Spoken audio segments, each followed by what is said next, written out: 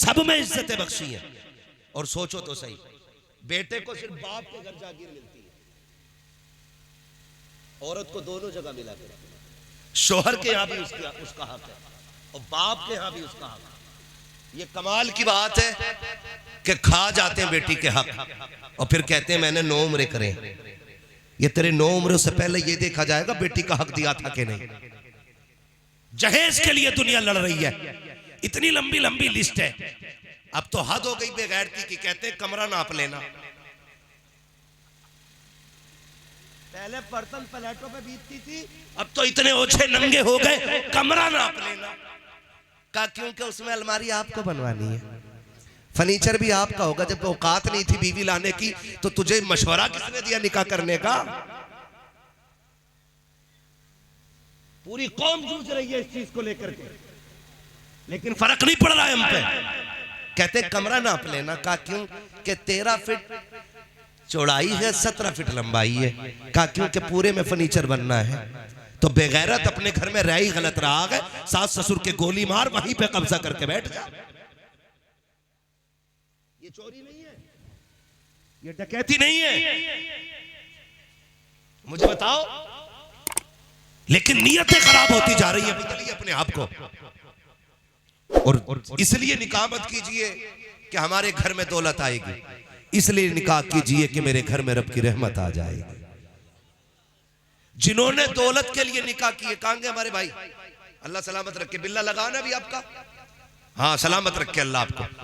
बस सुने मेरी बात, जिन लोगों ने इसलिए निकाह किए दौलत आएगी, तो उनकी औरत ने सारी दौलत में आग लगवा दी।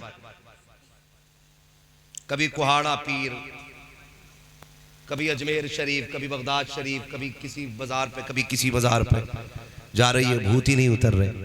उतरेंगे कहां से? चढ़े हो तो उतरे, जब खुद ही भूत नहीं हो तो कुछ होने वाला है नहीं ना। तो खुदारा दीन वाली लड़कियां तलाश करें, रिश्ते के लिए दीन वाली लड़कियां तलाश करें। इसलिए कि जमीन अच्छी होती है तो फसल अच्छी होती है, आय अच्छी होती है तो नस्ल अच्छी होती है। हाँ, माए अच्छी होती है तो नस्ल अच्छी होती है। लेकिन गैरत खा गई हमारी कौम को। जितनी नंगी टहलने वाली लड़कियां हैं हम उतने ही लाइक करते हैं। अंधे ही हो गए। अगर पसंद करना है पर्दे वाली लड़कियों को अपने घर की दुल्हन बनाओ, ताकि नस्ल भी हया वाली पैदा हो, दीन वाली औलाद हो। ये जितने डांस करते मिले ना डीजे पे, पूछने की जरूरत नहीं है, समझ जाना अल्लाह ही मालिक है। समझ गए मेरी बात? गौर करो मेरी बातों पे जो मैं कहना चाह रहा हूं। मैं जन्नत बांटने नहीं आया, अल्लाह चाहेगा तो बैठे बैठे जन्नत अता कर देगा, वो उसके कर्म के फैसले हैं।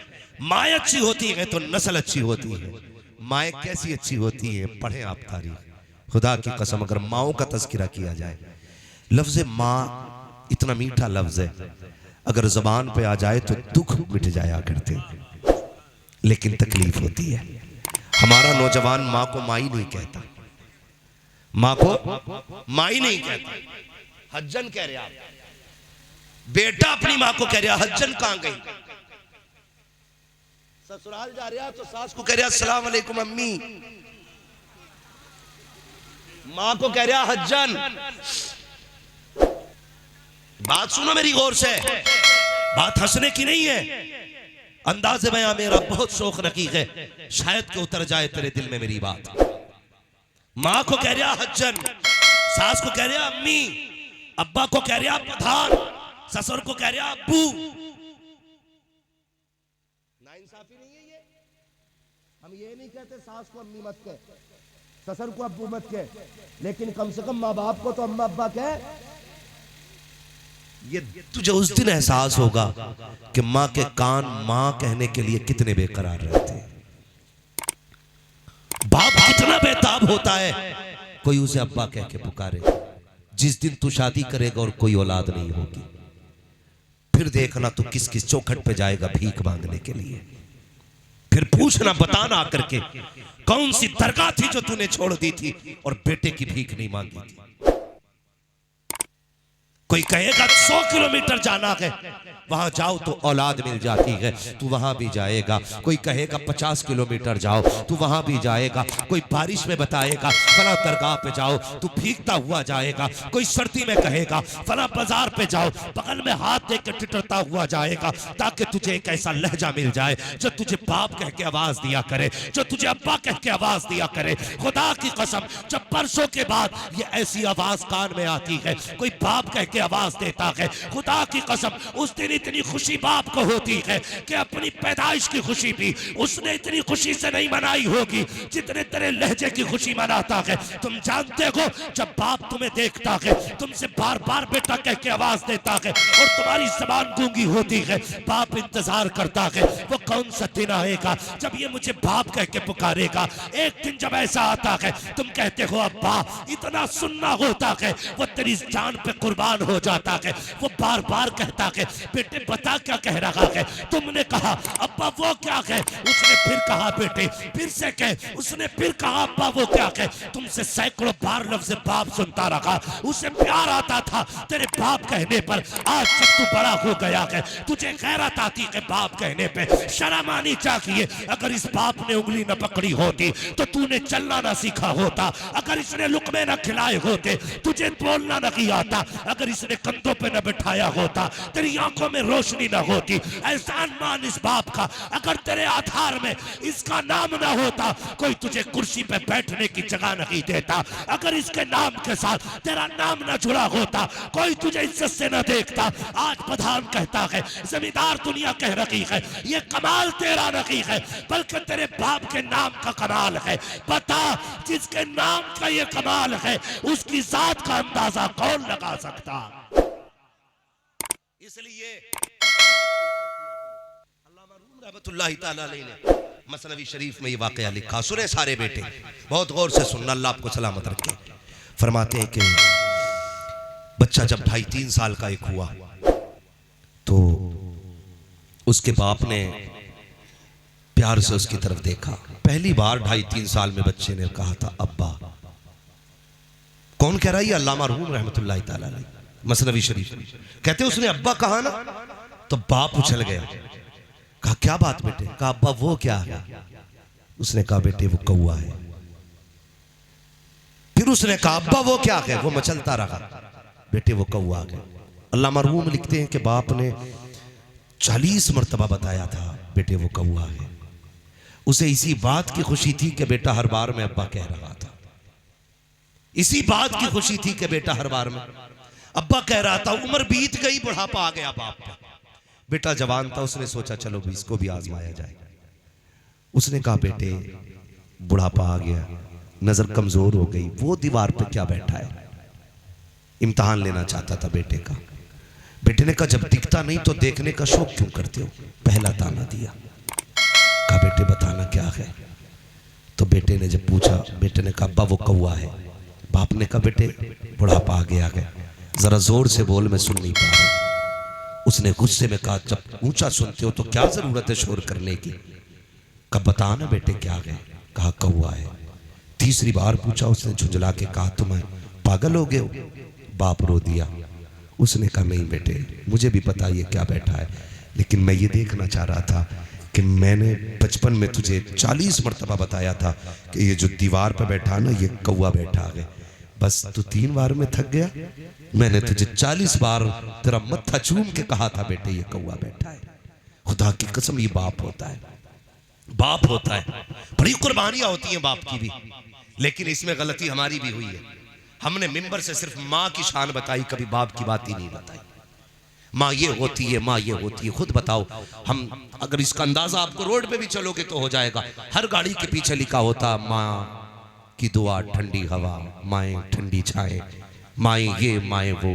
कभी बाप के लिए किसी ने आज तक 2 जुमले नहीं बोले। क्यों? बाप दुश्मन था तुम्हारा। ये उस दिन एहसास होगा तुम्हें जब तुम्हारा बेटा तुम्हारी मेहनत की पढ़ाई के बाद कामयाब होकर के जब अपनी काबिलियत से साइकिल खरीद के लाएगा और उसके पीछे लिखेगा ये मेरी माँ की दुआ है, तब तुम्हें लगेगा कि बाप को कितनी तकलीफ होती है। तब तुम्हें एहसास होगा। खुदारा जब कोई चीज खरीदा करो ये मत कहा करो ये सिर्फ मेरी माँ की दुआ है, बल्कि ये कहा करो ये मेरे माँ बाप की दुआ है, ये मेरे माँ बाप की दुआ है। नसीब वाले जिनके सर पे माँ बाप का साया है। रोगे यार अगर ये नहीं होंगे, रोगे अगर ये नहीं होंगे। और लिख लो मेरी बात, जब बचपन में बाप चला जाता है ना औलाद की, तो जवानी कितनी मुश्किल से आती है ये कोई औलाद से पूछे। और जिनके सर पे बाप का साया होता है वो कब जवान हो गए पता ही नहीं चलता है, इसलिए कि सारे दुख बाप अपने कंधे पे ले लेता है। ये जो सुख में जी रहे हो ना, बाप की पीठ पे इन दुखों का निशान तुम्हें मिलेगा। मैं पीरों का मुखालिफ नहीं, लेकिन दिल दुखता है। लोग कहते हैं कि मेरे पीर के हाथ ना गुलाब जैसे मुलायम है। खुदा की कसम, तूने पीर के मुलायम हाथ तो देखे, लेकिन बाप की कभी हाथों की ठेठे नहीं देखी। तुझे क्या पता पीर के हाथ मुलायम क्यों है और बाप के हाथ मजबूत क्यों है। अगर बाप ने भी 10 साल एसी में बैठ के गुजारे होते ना, इसके भी हाथ एसी जैसे मुलायम होते, गुलाब जैसे। लेकिन नहीं, तुझे पता है जब तूने 6ठी क्लास पास की थी और तेरी फीस भरने के लिए पैसे नहीं थे, इसी बाप ने मई जून की गर्मी में कमर पे ईंटें रख करके ना ओवर टाइम ड्यूटी करके तेरी फीस भरी थी। क्यों भूल गए बाप के एहसान को? क्यों याद नहीं रहा तुम्हें बाप यार? यही था वो जो सर्दियों में साइकिल से जाता रहा, यही था वो जो बारिश में भीग के जाता रहा, यही था वो जो गर्मी में तपती हुई धूप में 60 ईंटें लेके चढ़ता रहा। क्यों भूल गए इसके एहसानात को? क्यों? इसका अपना शौक था? नहीं। एक दिन बेटे ने कहा था, अब्बा मुझे वैसे जूते चाहिए जो फला के बेटे हैं, फला के बेटे के हैं। ये रोता हुआ गया था और जाकर के अपने मालिक से कहा था 3 दिन की एक्स्ट्रा मजदूरी दे दो, मैं ओवर टाइम ड्यूटी करके तुम्हारा कर्ज उतार दूंगा। और जब ये कर्ज का पैसा लेकर के रात को तेरे लिए जूते लेकर के लौटा था, खुदा की कसम तूने इसकी मुस्कुराहट नहीं देखी थी। जब ये तेरे पास लेकर के आया जूते, इसने बीवी से कहा मेरा बेटा कहाँ है? उसने कहा सो गया है। कहा उठा तो सकी, मैं इसके पसंद के कपड़े लेके आया हूँ, इसके पसंद के जूते लेके आया हूँ। जब इतना कहा था, तूने उठ करके नींद में अपनी आंखें मसल के जूतों को देखा और तू दौड़ के बाप के कदमों से लिपटा था। पूरी जिंदगी में ये इतना खुश नहीं हुआ था जितना तेरे चेहरे की मुस्कुराहट देख के ये खुश हो गया था। दिल पे हाथ रख के बता, एक तेरी खुशी को पूरा करने के लिए इस बाप ने कितने दुख उठाए और तुझे कितनी खुशियां बख्शी। आज क्या तूने भी बाप की खुशी पूरी की है? इतने बड़े मजमे में मैं चाहता हूं काश मेरे कान सुने, मेरी आंखें देखे कोई ऐसा नौजवान हो जो परदेश जाते जाते ये कह के बीवी से गया हो, सुन आज के बाद जो भी खाना बनेगा वो तेरी मर्जी से नहीं, मेरे माँ बाप की मर्जी से बनेगा। कितने लोग ऐसे मिलते हैं? सुने, संडे संडे बीवी को लेके जाते हो शॉपिंग के लिए, अल्लाह तौफीक दे तो माँ बाप को भी ले जाया करो। कम से कम ईद ईद पे माँ बाप को कपड़े बना लिया करो। इज्जत की जिंदगी जिलाओ माँ बाप को, उन्हें यकीन दिलाओ कि तुम उनकी औलाद हो, उनसे प्यार करते हो। कभी सोचा हमने? सोच भी नहीं सकते उनकी कुर्बानियों को। खुदारा माँ बाप की इज्जत किया करो। फरमाया गया जो मुस्कुरा के माँ बाप का चेहरा देख लेता है, अल्लाह उसे हज मकबूल का सवाब अता फरमा दिया करता है। लोग 50-50 हजार फीट ऊपर उड़ के जाते हैं, 5 लाख खर्च करके हज करके आते हैं, लेकिन कोई सर्टिफिकेट नहीं है हज कबूल है कि नहीं। मुस्तफ़ा फरमाते हैं सुबह उठ ना उड़ 50,000 फीट की ऊंचाई पे, ना खर्च कर 5 लाख 4 लाख, सुबह उठ के मुस्कुरा के माँ बाप का चेहरा देख, अल्लाह तुझे घर बैठे बैठे हज मकबूल का सवाब अता फरमाएगा। ये काम कीजिएगा, माँ बाप की इज्जत कीजिएगा। और सुनिए, जो चीज मेहनतों से नहीं मिला करती है ना, वो माँ बाप की दुआओं से मिल जाया करती है, माँ बाप की दुआओं से मिल जाया करती है। जरा सी बीमारी हो जाती है, हम लोग दौड़ पड़ते हैं, किधर जाना है? फला जगह झाड़ू चढ़ानी है, उस जगह लोटा चढ़ाना है, तब जाके हमारी दुआएं कबूल होंगी। सुनो प्यारे, अल्लाह तौफीक दे तो ना दौड़ा करो, सबसे पहले सुबह उठ के माँ की खिदमत में जाया करो, उसका दुपट्टा पकड़ के दुआ मांगा करो, बाप की जूतियां सर पे रख के दुआ मांगा करो। खुदा की कसम, जो दुआएं कहीं कबूल नहीं होती है वो माँ बाप के कदमों में कबूल हो जाया करती है, इनकी बारगाह में कबूल हो जाया करती है। तारीख उठा करके देखो, सुन्नत सुनना प्यारे, बहुत प्यारी बात है। मेरे महबूब का, मेरे मुस्तफ़ा का एक आशिक है, दुनिया उवैस कहा करती है। आप तारीख का ये बाप पलट करके देखिए, तब आपको पता चलेगा माँ बाप क्या हुआ करते हैं। जरा गौर करना प्यारे, कौन है उवैस करनी, जिनकी नाबीना माँ है, जो कुछ खुद से नहीं कर सकती है। इकलौते बेटे है उवैस करनी, खाना भी माँ को खुद खिलाते हैं,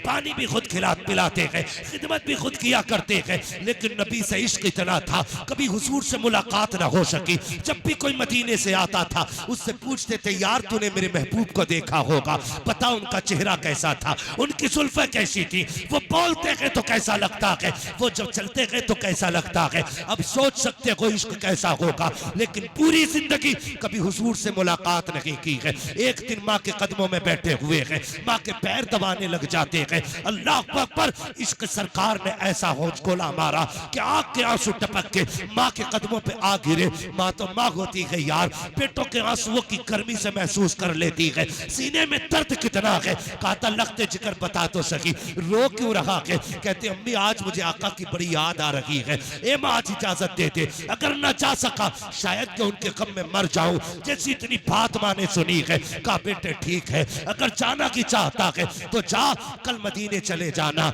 और मेरी सारी जरूरत का सामान रख के चले जाना। माँ ने इतना कहा, बेटे ने सारा सामान रखा, माँ से इजाजत ली, जाने लगे। माँ ने कहा लगते जिक्र, कहा क्या, कहा जा रहे हो बेटे, कहा हाँ अम्मी।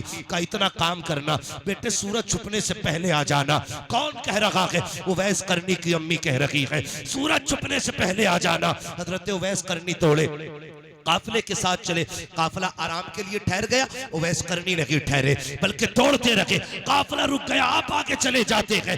जो पहुंचे हैं मदीना शरीफ, जल्दी से पूछा हुजूर कहाँ मिलेंगे। किसी ने कहा मस्जिद नबी में मिलेंगे। दौड़ करके गए, देखा मस्जिद भी खाली है। कहा आप कहाँ मिलेंगे, कहा हो सकता हुजरे आयशा में मिल जाए। पहुंचे उस तरह दौलत पर, खटखटाया, आवाज आई, मन दक्कल बाप, किसने दरवाजा बजाया है। कहा कि मैं आया हूँ। कहा क्यों आए हो, कहा हुजूर से मुलाकात करनी है। अंदर से हजरत खदीजा, हजरत आयशा सिद्दीका की आवाज आती है, हुजूर अभी अभी बाहर चले गए हैं, थोड़ी देर ठहर जाओ, आ जाएंगे। अल्लाह अकबर, उवैस करनी रो देते हैं। कहते हैं अगर मेरे पास वक्त होता पूरी जिंदगी इनकी राहों में बैठ के गुजार लेता, लेकिन क्या करूं वक्त ने साथ न दिया। सूरज छुपने से पहले घर जाना है। ये कह के कहते हैं उम्मुल मोमिनीन इजाजत हो तो मैं अंदर आना चाहता हूँ। क्या करोगे, कहा हुजूर न सकी, कम से कम वो बिस्तर देखूंगा जिसपे मेरे महबूब बैठा करते हैं, वो मसरत देखूंगा जहां मेरे आका टेक लगाते हैं। इतनी बात कही, उम्मुल मोमिनीन फरमाती है मैं तो पर्दे में चली गई। इतने में उवैस अंदर आए, बिखरे हुए बाल हैं, कपड़ों पे गर्द के हालात हैं। कहते कभी दीवार चूमते थे, कभी मेहराब चूमते थे, कभी मुस्तफा का बिस्तर चूमते थे। मैंने ये हालत देखी, मैं भी बेकरार हो गई। कहा इतना इश्क करता है तो ठहर क्यों नहीं जाता। का दीवाने ने कहा था मेरे महबूब आ जाए मेरा सलाम कह देना, कहना मजबूरी है वरना पूरी जिंदगी तेरी राहों में बैठ के गुजार देता।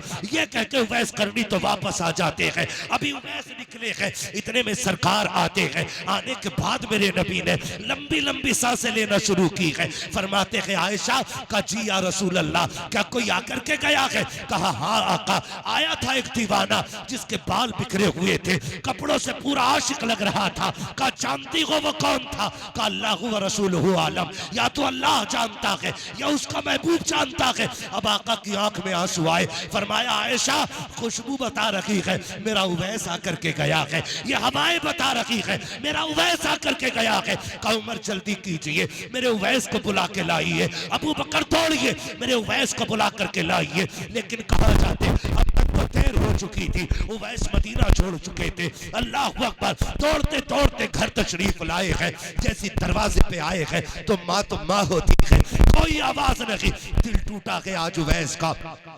आज हालात ने उवैस को इतना तोड़ दिया है कि जिंदगी भर का ख्वाब चकनाचूर हो गया है। आज उवैस बेकरार है, दरवाजे पे आहिस्ता से कदम रखा, लेकिन माथी यार जैसी आहट हुई है, पहले ही माँ ने कहा बेटा उवैस आ गया है। और नौजवानों परदेश जाते हो शौक पूरे करने लिए, गाड़ी बंगलों के लिए ना छोड़ा करो माँ बाप को। तुम्हें खुदा का वास्ता, गाड़ी बंगले फिर भी मिल जाएंगे लेकिन माँ बाप दोबारा नहीं मिलेंगे। जाकर के तुम ऐश करोगे, ऐश तो जिंदगी भर के लिए काफी है लेकिन माँ बाप दोबारा नहीं मिला करते हैं। तुम कहते हो माँ बाप को प्यार नहीं है, मुझे बता तो सकी, तुझे पता चला माँ बीमार है, तूने 5,000 लगा दिए। तुझे पता चला माँ की तबीयत खराब है, तूने 10,000 लगा दिए। लेकिन अगर तू बीमार था, परदेश में था, तुझे बुखार आया, तूने फोन नहीं किया, तूने खत नहीं लिखा, लेकिन जैसी तुझे बुखार आया इधर रात के 3 बजे माँ उठ के बैठ जाती है, फजर तक सोती नहीं है, सुबह का इंतजार कर रही है,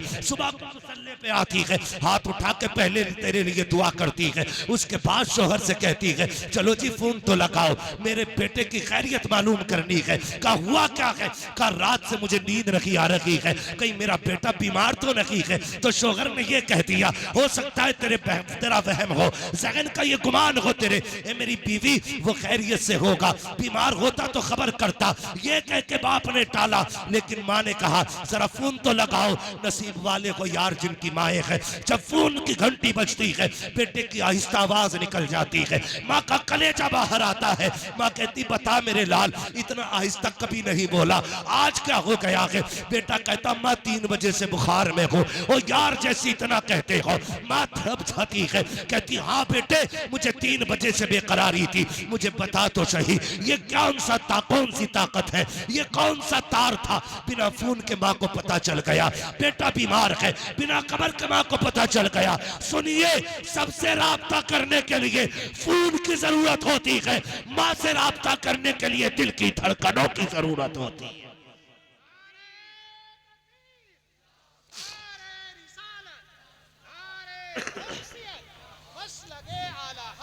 खुदारा माँ की इज्जत किया करो, ये माँ होती है।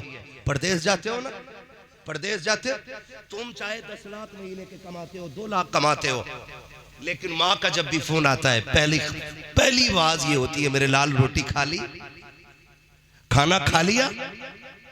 खुदा की कसम ये जात है जो तेरे एक एक लुकमे की फिक्र करती है। और ये आज बता जाऊं, मेरी माँ बहनें बैठी हैं, माँ कभी भी बहू से नहीं लड़ती है।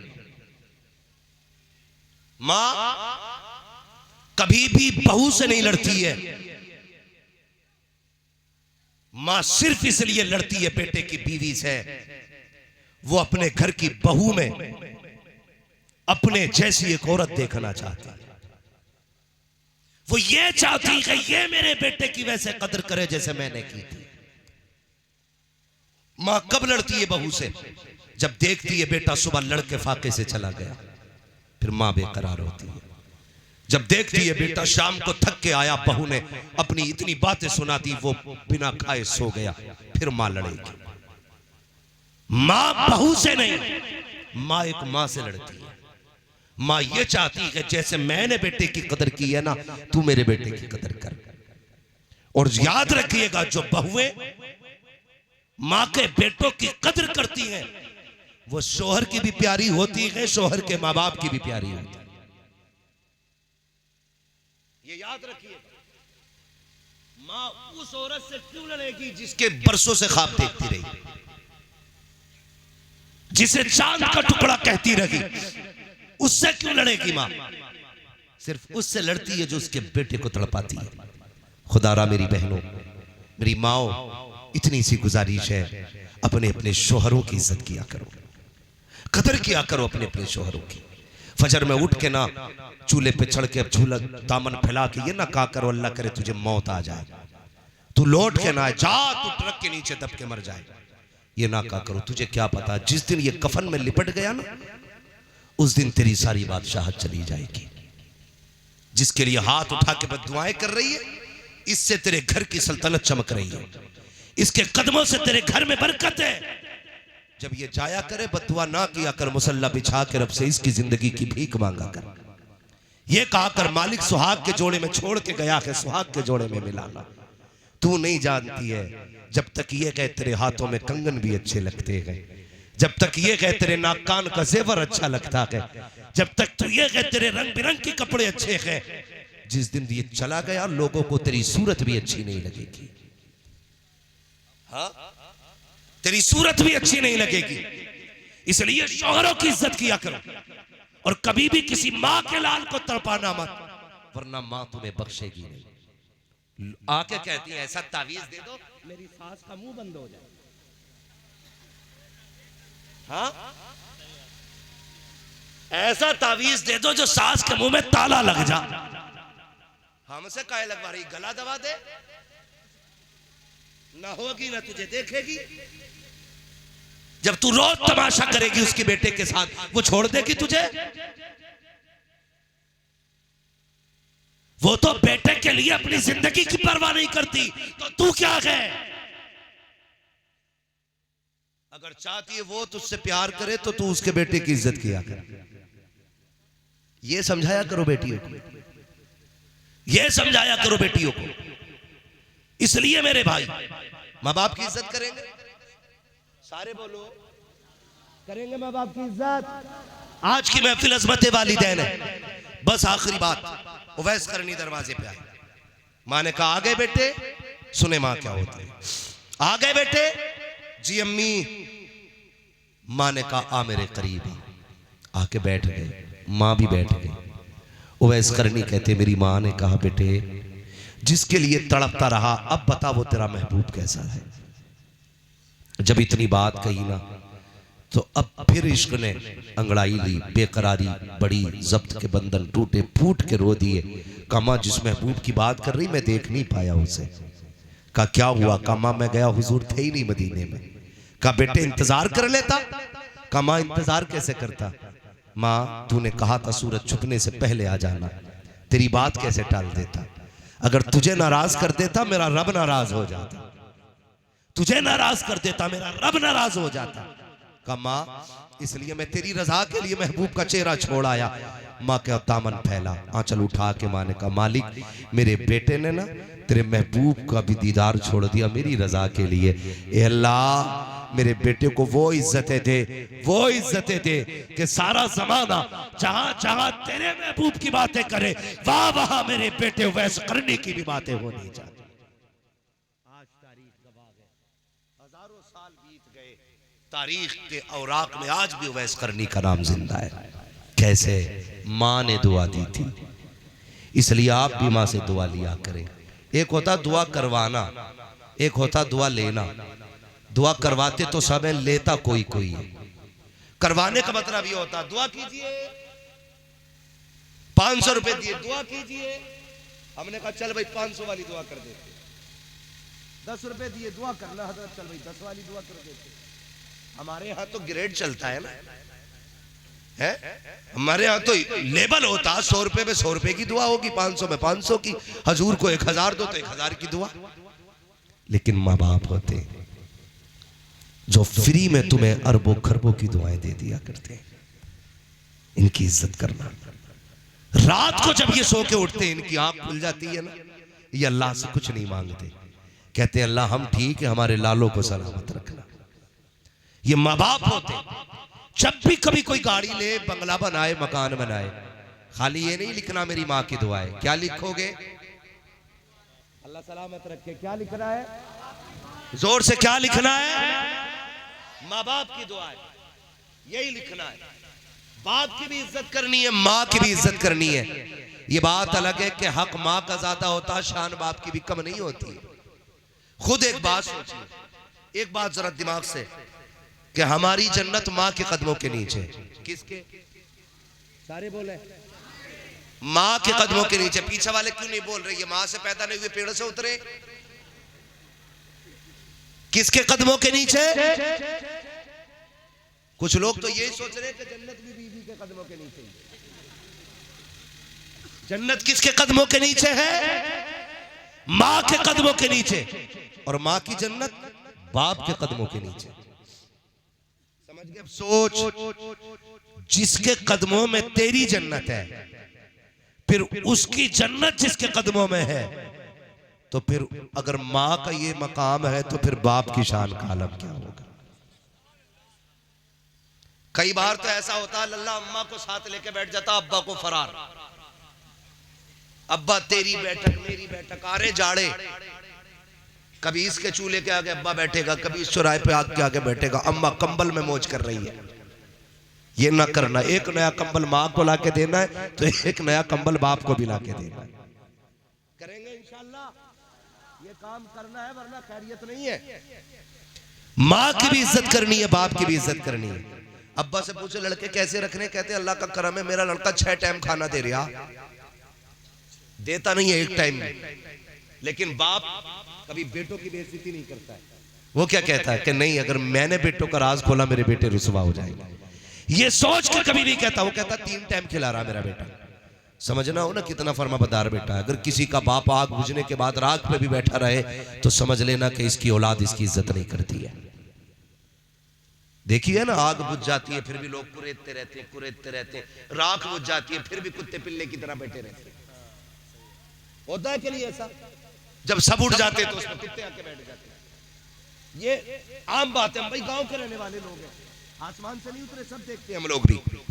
तो अगर तुम्हें यह देखना हो कौन बाप की इज्जत करता है कौन नहीं, तो जिसका बाप सर्दी में किसी राख के आगे बैठा हो, समझ लेना बेटे इज्जत नहीं करते।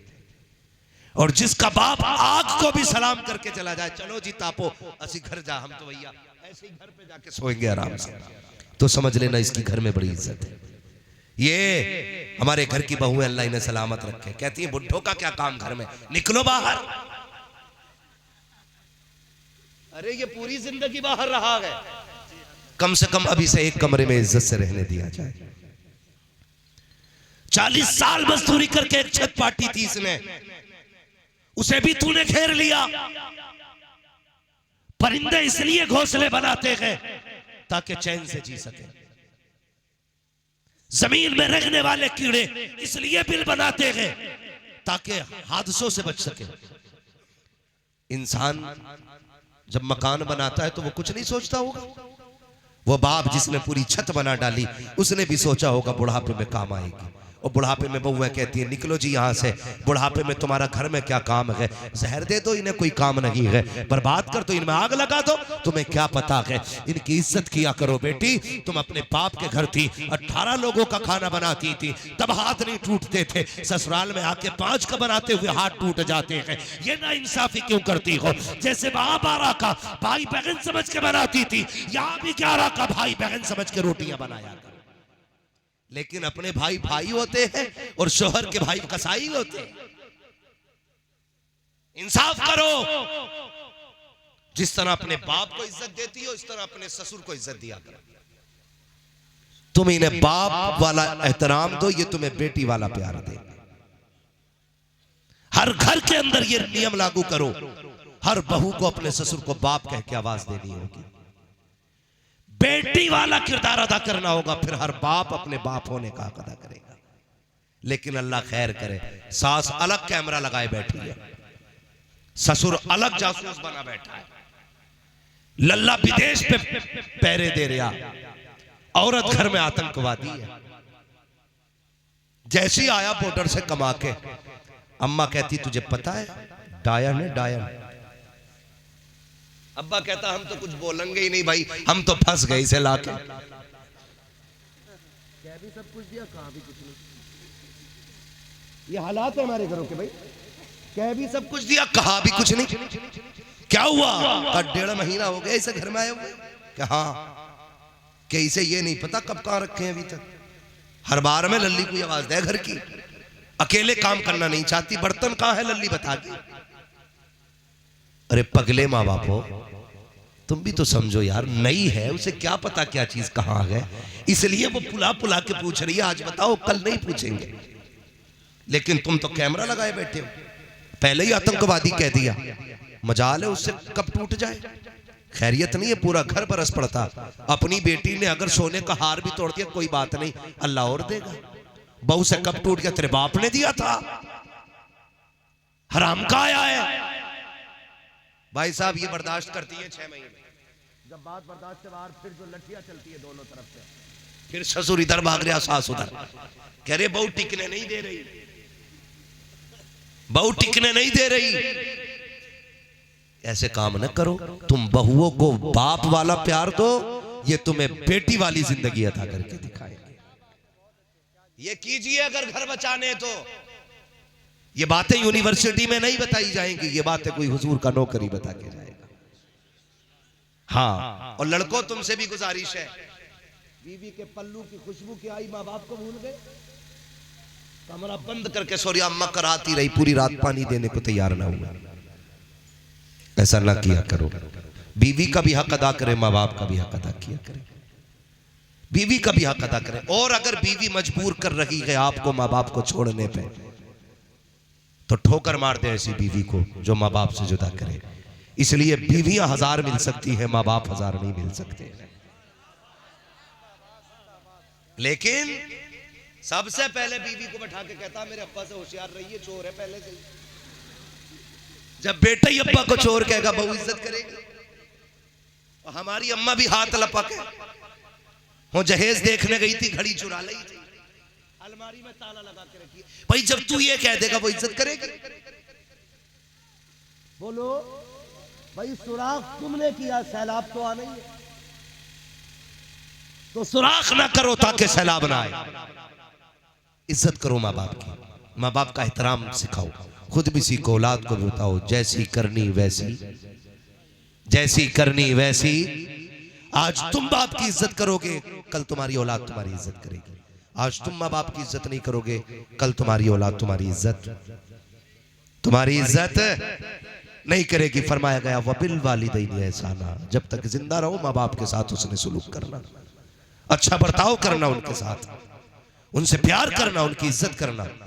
माँ से भी प्यार किया करो, बाप से भी प्यार किया करो। वो कहा था मुनव्वर राना ने, बुलंदियों का बड़े से बड़ा निशान छुआ, उठाया गोद में माँ ने तब आसमान छुआ। आप कितने भी ऊंचे हो जाओ, माँ बाप की दुआओं से बुलंद नहीं हो सकते हो। बुलंदी चाहते हो, माँ बाप की इज्जत किया करो, माँ बाप का एहतराम किया करो। बस वक्त हो चुका है बहुत ज्यादा, नहीं भाई बहुत ज्यादा वक्त हुआ, माइक ने ना हालत खराब कर रखी है। ये शजरा पढ़ने का माइक अल्लाह सलामत रखे। भाई उस शजरे की फरमाइश है, ऑपरेटर साहब थोड़ा सा जरा इसको आवाज दे दे ताकि शजरा बयान कर दिया जाए, क्योंकि तकरीर तो कर ली जैसे भी कर ली। अब सोचो यार, जो आदमी महीनों महीनों ना थकता हो वो घंटे भर में थक गया। आप समझ सकते हैं माइक बड़ा करामती है आज का। ठीक है, थोड़ा सा जरा आप भी बोले सुभान अल्लाह। आपकी आवाज तेज नहीं हो रही है। मैं तुम्हें एक बहुत बड़ी साइंस की बात बताऊं, आप जोर से बोलोगे तो आपको भी गरमाई आ जाएगी, है ना? मुझे भी आता है ना साइंस का, तो जरा बोले जरा सुभान अल्लाह और जोर से। मैंने क्या बिगाड़ा अल्लाह तुम्हारा, तुम नहीं बोल रहे? ऐसे बोल रहे हो जैसे कहीं कहीं धान सूख जाते, कहीं कहीं हरे हो जाते। जरा सारे बोले सुभान अल्लाह। अल्लाह सलामत रखे। ये डिस्प्ले अगर अच्छी हो जाए ना तो पूरी कंपनी अच्छी हो जाएगी। हाँ जरा बोले आगे वाले सुभान अल्लाह, बोले जरा आप भाई सारे साथ में मेरा कमेटी वाले। अल्लाह सलामत